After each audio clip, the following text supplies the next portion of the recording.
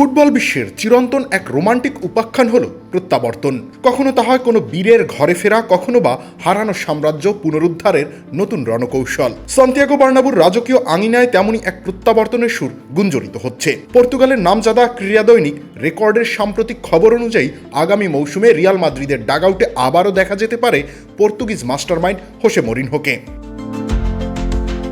2010 থেকে 2013 এই বছরগুলো রিয়াল মাদ্রিদের ইতিহাসে ছিল এক ঝোড়ো অধ্যায়। বার্সেলোনার আধিপত্য চুরমার করে দিয়ে মরিনহো যখন মাদ্রিদকে লা লিগার শিরোপা এনে দিয়েছিলেন, তখন তা ছিল এক মহাকাব্যিক জয়।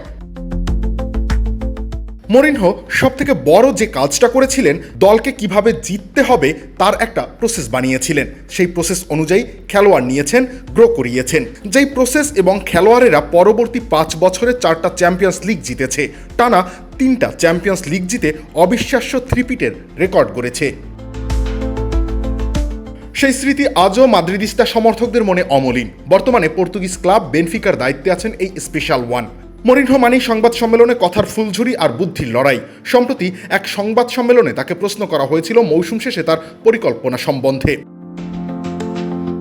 সাংবাদিক তাকে সরাসরি জিজ্ঞেস করেন বেনফিকা ছেড়ে রিয়াল মাদ্রিদে যাওয়ার সম্ভাবনা নিয়ে। উত্তরে মরিনহো নিজের ট্রেডমার্ক স্টাইলে পাল্টা প্রশ্ন ছুড়ে দেন, আপনি কি কথা দিতে পারেন যে আপনি আপনার বর্তমান কর্মস্থলেই সবসময় থাকবেন? সাংবাদিকের সরল উত্তর ছিল হ্যাঁ, কারণ আমাকে কেউ নিতে চায় না।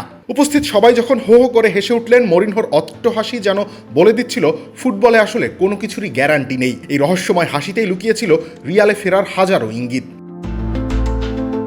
মাঠের লড়াইয়ের পাশাপাশি মরিনহো মানেই বিতর্ক। ভিনিসিয়াস জুনিয়র এবং বেনফিকার জিয়ানলুকা প্রেস্টিয়ানিকে কেন্দ্র করে বর্ণবাদের যে জলঘোলা হয়েছিল, সেখানে মরিনহোর ভূমিকাও ছিল প্রশ্নবিদ্ধ। কিন্তু সময় যেন সব ক্ষত শুকিয়ে দেয়।